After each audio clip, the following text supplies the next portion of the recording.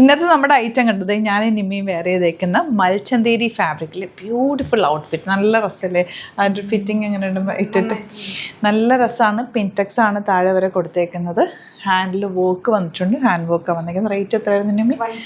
1450 റേഞ്ചിൽ കളേഴ്സ് വരുന്നുണ്ട്. ഇപ്പം ഞാൻ നിമ്മിയും വേറെ ചെയ്തേക്കുന്നത് ബ്ലാക്കും നല്ലൊരു ഡാർക്ക് പേർപ്പിൾ ഷെയ്ഡ്. നല്ല രസമുള്ള കോമ്പിനേഷൻ കേട്ടോ.